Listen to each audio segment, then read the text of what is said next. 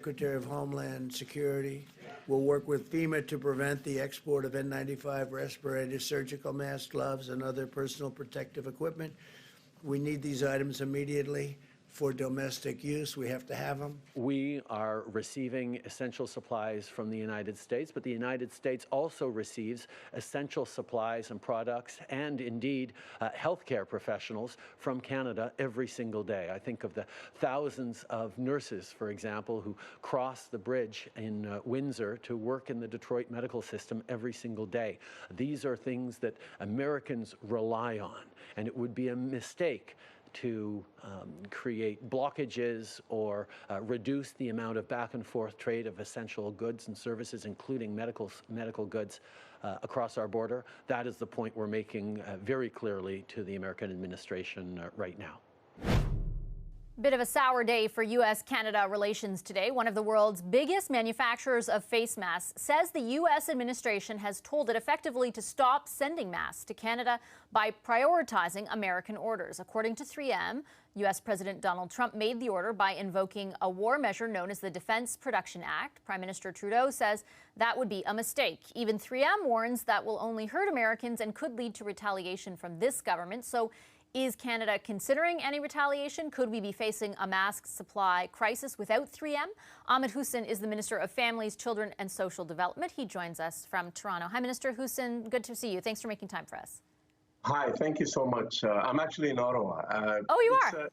Yes, I am. My apologies. Look, as long-term partners, neighbors, and friends, Canada and the United States, we agree on so much. We do so much together.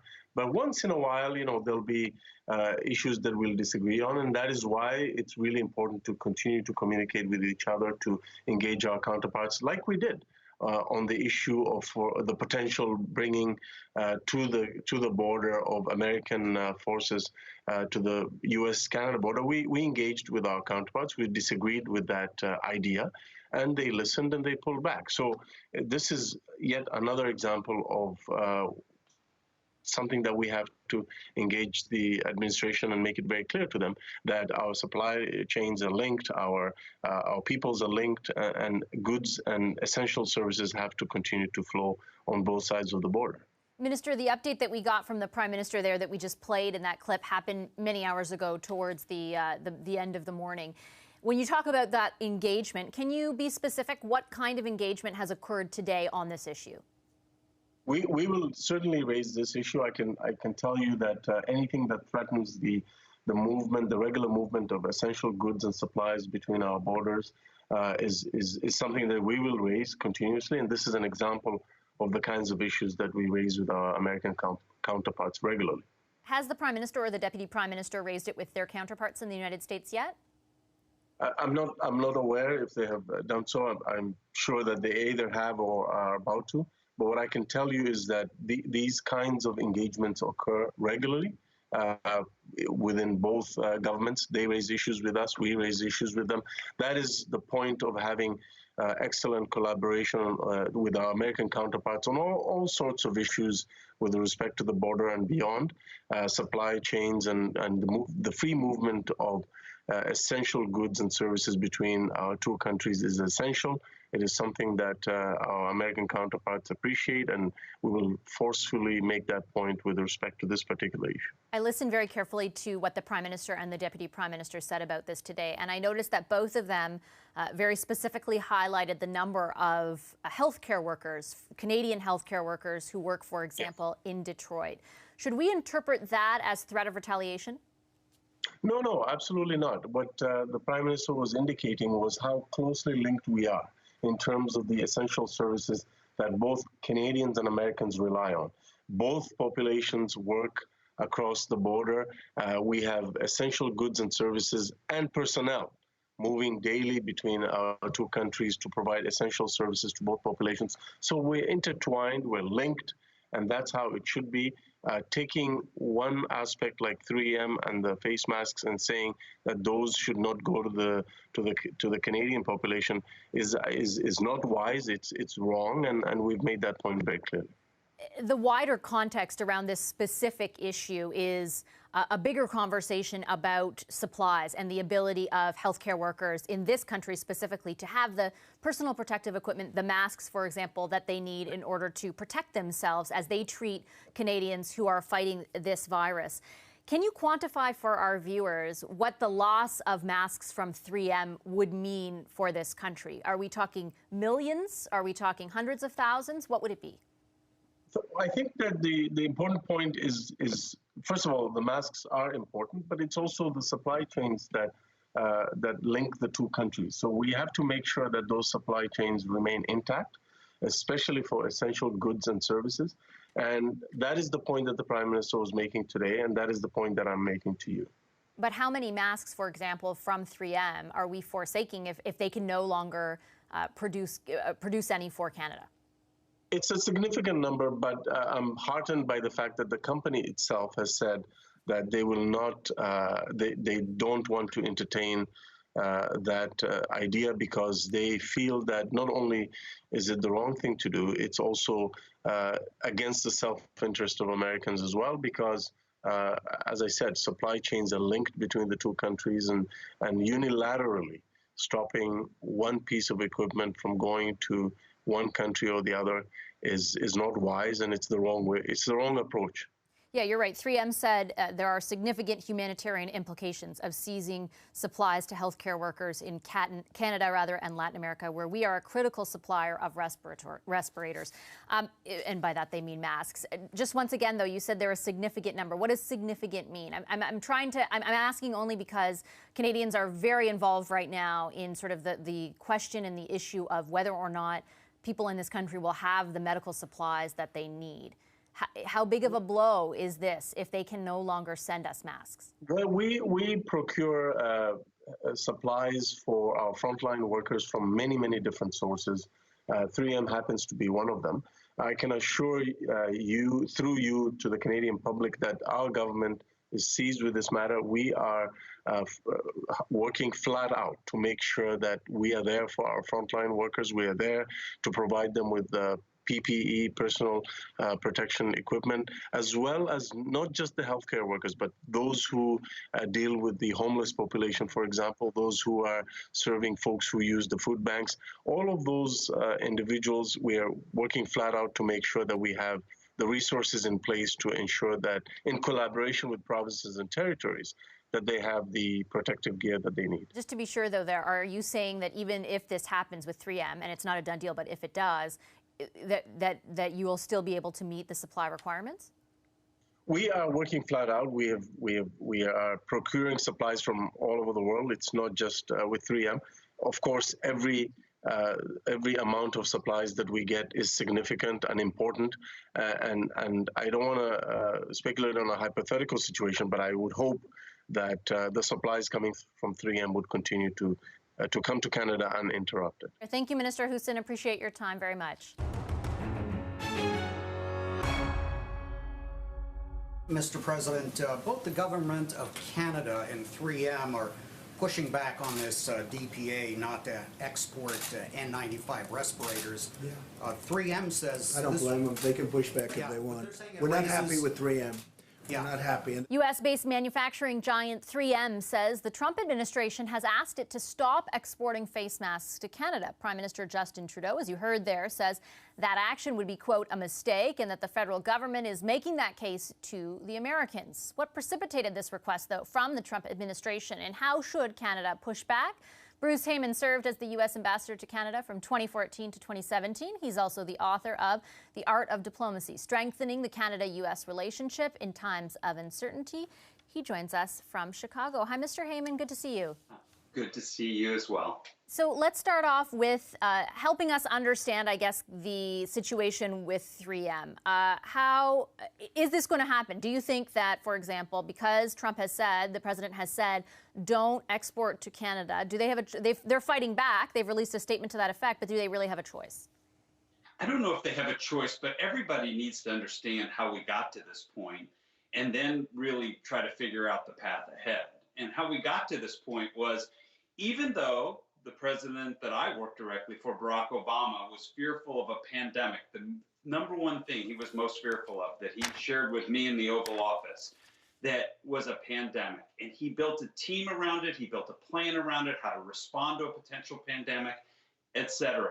And then, of course, even as this year began, after Donald Trump got rid of the team, shelved the plan, he had his intelligence professionals, he had his medical professionals, and the scientific community tell him this virus was coming to North America and was going to be a problem. He dismissed it. So his lack of leadership in preparing America, and I say North America, for the adequate amount of masks, the adequate amount of personal protection equipment, the adequate amount of ventilators, and preparing the American people for this event that we're currently in is his failure. And so what we're seeing, though, is his response to his failure, which is not strategy, which is not a plan. It's all tactics. They're kind of in scramble mode as this thing has gotten away from them. Yeah, I take your point on that, Mr. Heyman. I guess I would point to other countries, though, that also seem to be caught by surprise. We're seeing the EU enact export controls. India has banned exports of ventilators and sanitizers. So what the president is doing isn't necessarily unique. I guess what I'm wondering, and I take your point on what part of what precipitated it. I guess what I wonder, and for Canadians watching, is if this will actually go through. What your perspective is on that? It might. Then again, he might get a better understanding. And I view the Prime Minister's statements and the Deputy Prime Minister's statements about the nurses that could come across from Windsor into Detroit, where Detroit's under such assault right now from this virus, as an education moment for the White House to say we are so interconnected as two countries to cut off one thing that you don't understand how complex the relationship is and how we jointly help each other, especially in times of need. I hope that there is an understanding and a path where we can create the necessary masks for both of our two countries so that medical professionals can be taken care of. And I hope that we find a way to work together to meet that goal. But, you know, the president is on his heels now, and he's being accused of the very thing that I've laid out, that he has failed in preparing the American public. So he's trying to demonstrate leadership here, and I think he's going about it the wrong way. What's the best course of action for Canada? Is it continuing on the message that you just laid out there, sort of the stress, for example, on the exchange of goods and most certainly on the number of health care workers who are Canadian, particularly in Windsor, who work over in Detroit? So I would just say to Canadians, have faith in your leadership. I got to know the Prime Minister and Deputy Prime Minister well, and your new ambassador.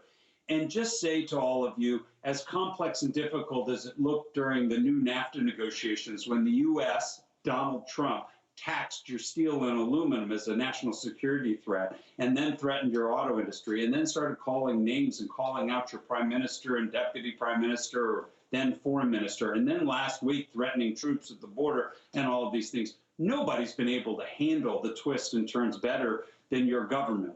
That all being said, we're in a very difficult, treacherous moment. The history of pandemics is not good in terms of the geopolitical implications, and I worry about our relationship with the president there under such assault and under such pressure with this virus. The Premier of Ontario, the province that I'm in right now, Doug Ford, said that he'd spoken to U.S. Trade Representative Bob Lighthizer about this very issue. Is it, you know, we employed that sort of Team Canada approach throughout NAFTA. Is it a good idea to do that here as well? I think so, as long as you're coordinated in it. And I think it appears from at least this side of the border that you're as well coordinated during this crisis as I saw you come together as a country to tackle the new NAFTA negotiations. As long as it's a coordinated effort and somebody isn't off just doing it on their own, I think that's helpful. You just want to make sure the messaging coming from the Prime Minister's office and the Deputy and the Ambassador and the other ministers, as well as the opposition parties and the premiers are all in line with each other and sending a common message. I know during your time as ambassador, you're well acquainted with the level of trade between the two countries. Do you have any sense of 3M in particular in this instance? Like, it's difficult for us to get a gauge right now from our federal government about what kind of supply we might be forsaking, and obviously it's dependent on the situation. This is a very heightened situation. Do you have any sense of that?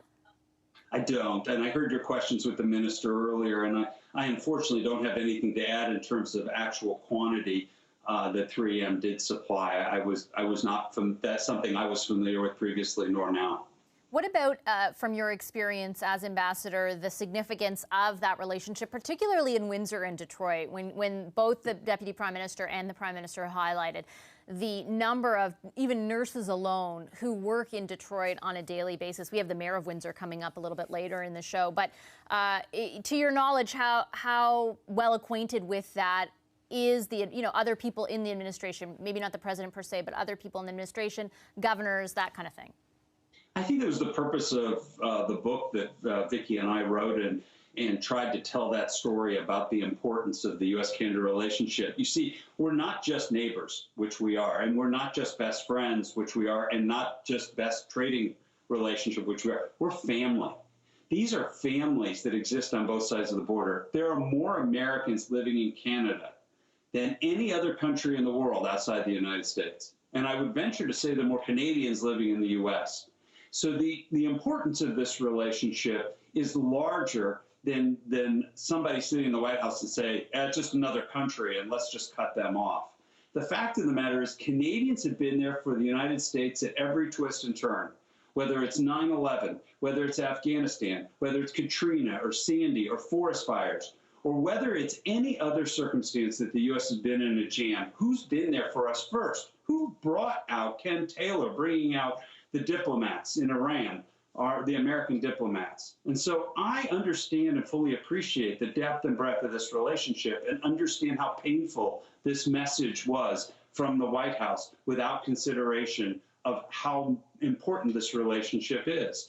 And so I hope that people sit down and think more strategically and work together and try to find a path where it's win-win. Unfortunately, the president has this view of he wins, somebody has to lose. And so I believe that there are win-win opportunities, and we have seen them all throughout time with the U.S. and Canada, and I believe we'll see them again in the future. Well, a lot of Canadians certainly paying attention to see where this goes. Thanks so much, Mr. Heyman. Pleasure to have you with us, as always. Pleasure to be here. Hi, I'm Vashi Capellos, host of Power in Politics. See more of our show by subscribing to the CBC News channel or click the link for another video.